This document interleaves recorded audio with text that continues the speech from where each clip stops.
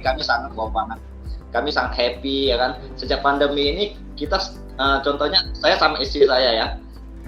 Biarpun tiap hari ngelihat hanya bertatapan muka gitu kan, itu perasaan nggak ada bosannya. Malahan kalau tambah dilihat itu wah, saya bilang bukan dalam hati lagi, saya terang-terang ngomong ke dia, saya benar-benar ngasih kamu saya sayang kamu, saya bilang gitu kan. Saya biarpun tiap hari dari pagi sampai malam sampai sore ngeliat mukamu aja, gue bilang saya nggak bosan-bosannya. Saya bilang saya sangat mengasihi kamu. Soalnya itu kebudayaan ini wow banget bagi saya itu, sangat luar biasa bagi saya itu loh. Sama anak-anak tiap kali udah selesai berdoa tetap kita kumpul, tetap kita pelukan gitu kan ya, selamat hari selamat malam gitu kan.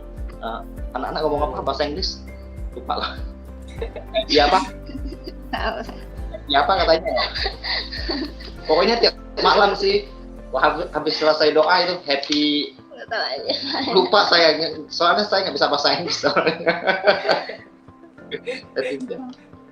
Happy hack ya? Happy hack atau apa ya? Happy hack itu lah, happy gitu. Ngomong kayak gitu terus gitu loh. Itu tiap kali selesai berdoa gitu loh. Saya bilang artinya apa? Pokoknya ada happy-nya aja, saya bilang gitu kan. Bahagia, saya bilang gitu. Udah. Wow. Terus Wow, dia biasa bilang, ya. aku baru kali ini loh dengar suara Tuhan katanya gitu kan. Aku merasa sukacita banget sampai esok harinya dia nyanyi, hidupku bukannya aku lagi. Itu nyanyi dia nyanyi. Semalamnya dia minta nyanyiin lagu ini lagi gitu. Malam waktu kita berdoa itu minta nyanyiin lagu ini lagi gitu. Nah terus yang malam berikutnya dia juga mendengar suara Tuhan lagi, dia turut-turut kan dia malam. Nah, terus dia tulis lagi, malam ini adalah malam yang berbeda katanya. Saat kita bangun satu kebudayaan, aku merasakan hidupku sangat damai. Dan aku juga mendengarkan suara Tuhan. Tuhan berkata, kata Tuhan sama dia, aku sangat menyayangimu. Meskipun kau berdosa, aku tetap menyayangimu. Dan saat kau berdosa, aku telah memaafkanmu. Tuhan bilang begitu. Dia langsung mengucapin terima kasih kan sama Tuhan gitu. Dia merasa senang lagi, sukacitanya bertambah gitu. Rasa sukacita lagi. Kalau dia ingat, dia bilang, aku merasa sukacita banget katanya. Oh itu aku rasakan, itu jamahan Tuhan benar-benar luar biasa waktu kita mau belajar bersyukur gitu ya. Walaupun pertama-tama kita nggak, kelihatannya biasa-biasa aja, cuma memuji menyembah Tuhan, bahasa roh gitu. Tapi belakangan ini kami merasakan, walaupun dia habis itu kan dia minta lagi, udah mau tidur kan, mama papa besok boleh nggak doanya minta dimajuin 10 atau 15 menit. Terus kenapa? Aku kira kemalaman kali ya, mungkin kemalaman. Minta tambah waktunya. Maksudnya bukan, katanya minta tambah waktunya gitu dari katanya. Misalnya dari setengah jam kita 45 menit gitu. Aku merasakan kalau setengah jam tuh cuma sebentar loh katanya gitu. Cuma sebentar katanya, kita majuin lagi ya oke.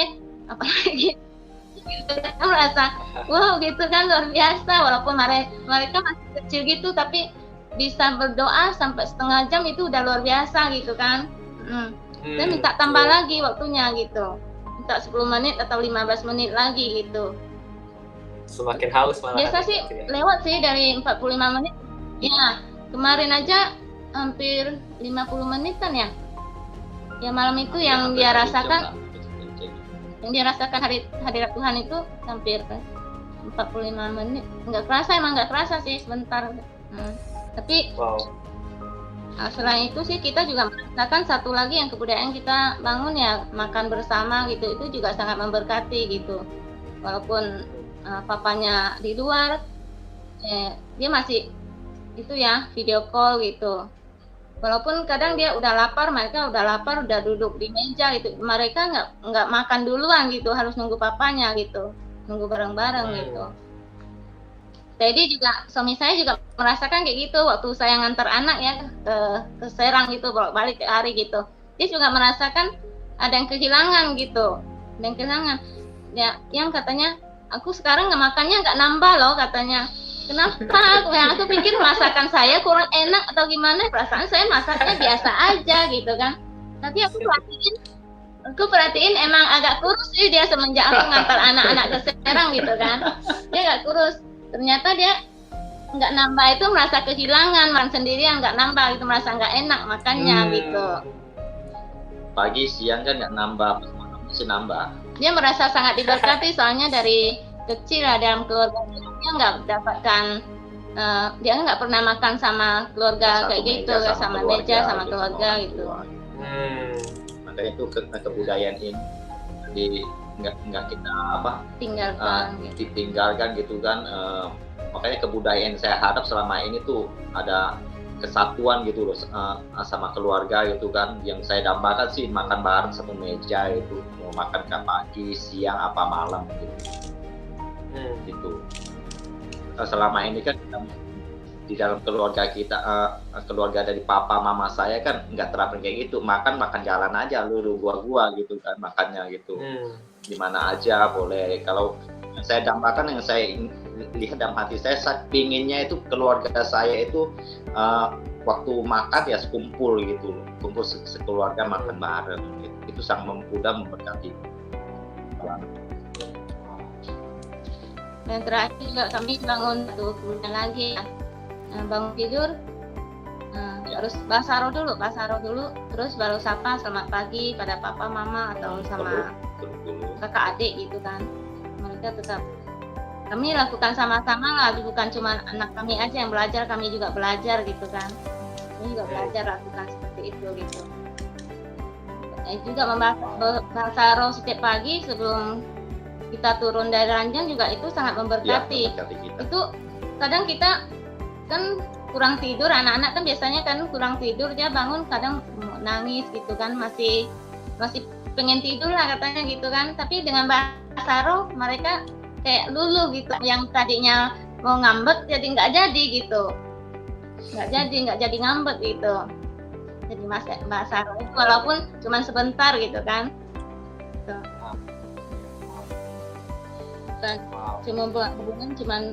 Bukan cuma sama anak-anak, kami juga berdua belajar gitu, suami istri belajar saling menghargai juga gitu, apa yang kita dapatkan dari pengajaran sebelumnya gitu kan, kami praktek gitu.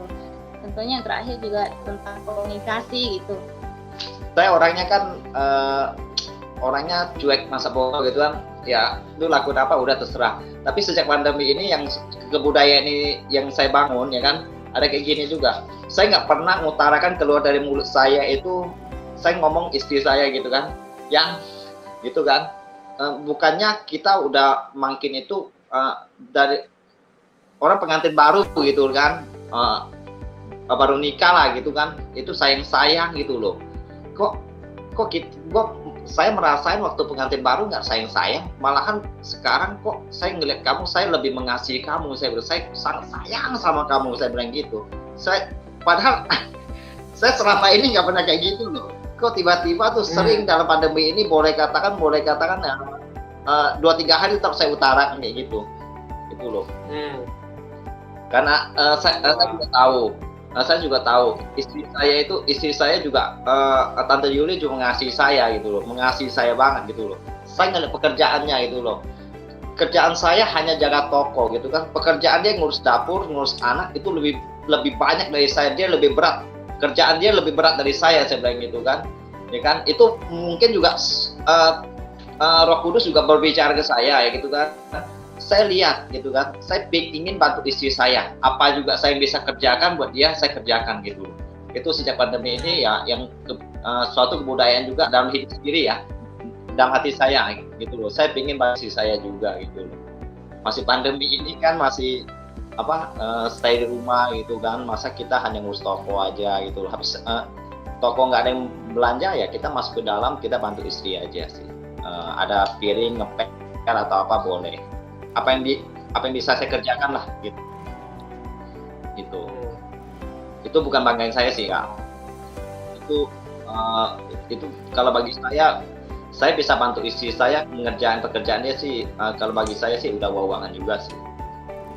Apa yang bisa saya kerjakan ya saya bantu gitu aja.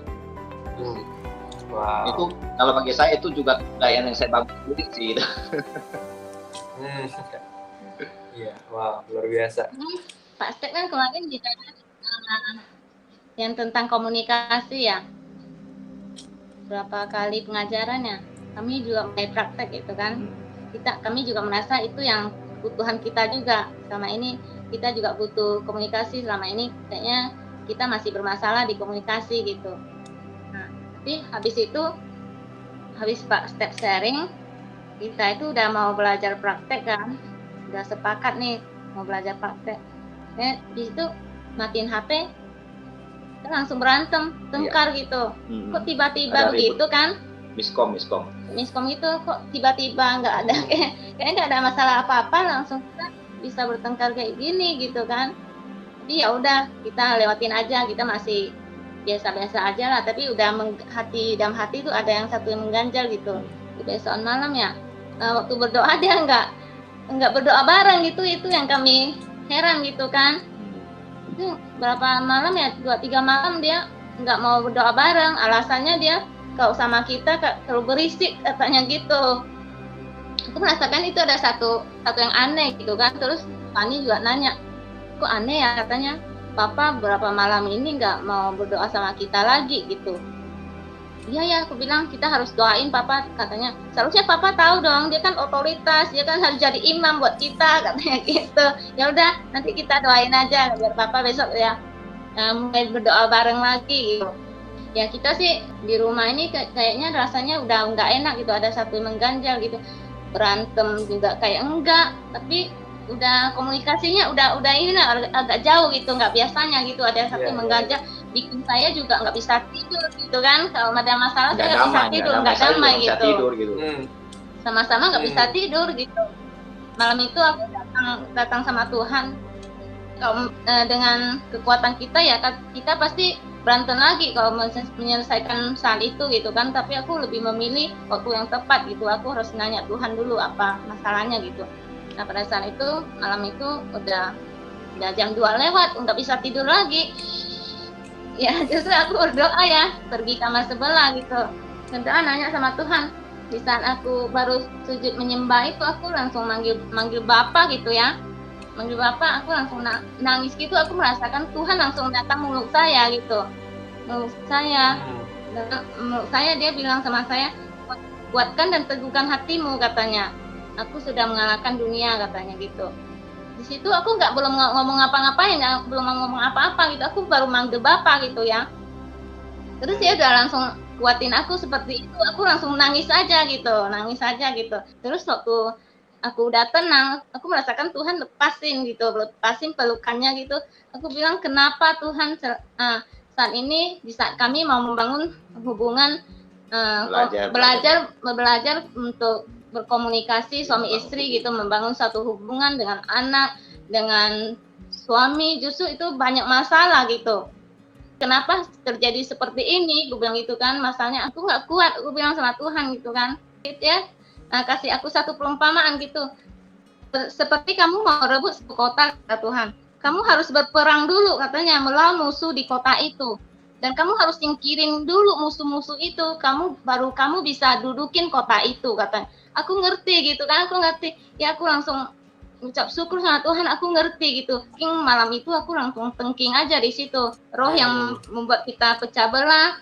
Aku juga langsung tahu bahwa apa yang suami saya lakukan, nggak mau berdoa sama bareng-bareng gitu, itu ada iblis yang nggak suka gitu. Melihat kami membangun satu kebudayaan kerajaan Allah gitu, iblis nggak suka gitu. Iblis menyerang pikirannya dia gitu, menyerang pikirannya suami gitu. Di situ aku tengking roh pemecah belah ya dalam keluarga kita gitu. Di saat itu aku langsung doa, di situ aku langsung lega gitu. Aku merasa terlepas gitu, Tuhan bicara sama saya. Saya tahu sekarang saya harus ngapain gitu. Biasanya kan aku pikir itu juga pasti Tuhan juga akan suruh saya minta maaf. Ternyata enggak gitu. Tuhan ingat kasih aku pewayangan seperti itu gitu kan. Tapi habis itu ya tetap menangis sampai sepuas-puasnya gitu, nggak ngapa-ngapain gitu. Cuma sujud nangis aja gitu, nggak ngapa-ngapain. Udah hampir subuh, saya tidur sebentar. Kebesokan saya merasa happy banget gitu. Senang banget lah, pokoknya nyanyi-nyanyi terus, tapi suami ya masih cemberut, mukanya masih cemberut gitu. Gua dicuekin doang. Tapi aku merasa happy banget, sekitar ada jam segini ya. jam segini habis mandiin Yohana ya, aku masuk ke kamar. Aku nyanyi, dia nyanyi, dia lagi main HP nggak salah. Aku langsung nanya dia, samperin dia, kamu udah nanya Tuhan belum? Aku bilang kan, apa masalah kita sebenarnya terjadi, kenapa? Aku bilang gitu. Aku udah tahu loh, aku bilang sama dia, Tuhan udah kasih tahu aja katanya. Dia nyolot aku kayak begitu kan. Iya, Tuhan udah kasih tahu aku. Terus aku ceritain sama dia gitu kan. Tahu aja katanya. Dia pikir aku mau nyerang dia lagi gitu. Dia selalu merasakan aku tuh serang dia gitu. Aku merasakan aku tuh selalu dituduh gitu. Dua-duanya nggak benar gitu. Habis itu aku kasih tahu dia, tahu nggak kenapa kita sampai bisa bertengkar kayak gitu kan. Padahal anak-anak sih nggak tahu kita bertengkar gitu kan. Habis itu aku kasih tahu dia, oh iya katanya ada pekerjaan iblis loh di balik semua ini, aku bilang gitu kan. Terus aku cerita sama dia, kalau dia bilang sama saya, kalau kita bisa lewatin kayak begini, katanya kita akan naik satu level lagi lah katanya. Naik satu level dalam hal apa yang kita inginkan. Ya aku bilang amin gitu. Terus kita pelukan, udah itu ya baikan lagi. Ya habis itu kita merasakan memang benar kita bertumbuh di area itu gitu. Ya. Jadi Tuhan itu memberkati kita itu di area situnya kita yang bertumbuh gitu loh. Ya, apa yang kita minta di situ. Soalnya selama ini kan kita mau serahkan seluruh area hidup kita tuh sama Tuhan. Ternyata kenapa aku waktu itu aku merasakan waktu kita mau menyerahkan hidup setiap area hidup kita sama Tuhan, ternyata kenapa banyak masalah di situ. Aku bertanya sama Tuhan kan, terus Tuhan kasih aku perumpamaan seperti itu gitu. Aku baru oh iya ya, kalau Tuhan yang berkata pasti iya dan amin. Gitu. Aku dengarnya juga senang banget gitu ya. Maksudnya di masa pandemik ini, dari tadi Om Teddy bilang maksudnya toko ditutup, pendapatan berkurang dan segala macamnya. Tapi maksudnya di satu sisi lain Tuhan pulihkan juga keluarga Om Teddy dan Tante Yuli juga, dan Om Teddy dan Tante Yuli juga maksudnya membangun hubungan sama anak, spend waktu sama anak-anak gitu, dan berdoa bareng, makan bareng, dan maksudnya bisa lihat mereka bertumbuh. Terus kayak tadi aku juga maksudnya Yohana umur 5, Fanny umur 9 tahun tapi udah bisa mengalami Tuhan. Dan doa itu udah istilahnya gak usah didorong-dorong lagi sama Om Tante yang sebagai ortuanya, kayak ayo doa, tapi mereka sendiri punya kerinduan untuk melakukan itu. Aku tahu itu benar-benar luar biasa banget sih. Benar-benar berberkati dan membakar sekali. Iya. Dimulai dari kita mau bersyukur aja sih. Ya. Pasti kalau kita mau bersyukur, pasti di situ kita walaupun nggak bisa kemana-mana, kalau kita mau belajar bersyukur ya pasti banyak kebaikan Tuhan yang kita temukan gitu. Kita alami lah. Wow, jadi di masa pandemik ini justru malah keluarga Om dan Tante juga dipulihkan, banyak belajar juga, banyak bangun budaya yang baru, terus hubungan Om dan Tante juga, pernikahan juga semakin manis setiap harinya ya. Wow, luar biasa. Yes, amin. Iya dong, harus itu. Oke, thank you Om Teddy dan Tante Yuli, God bless. Terima kasih sekali untuk kesaksiannya, benar-benar membangun dan membakar sekali. Thank you, God bless Om. God bless Tante. Bye-bye. Ya. Bye. Thank you, Tim.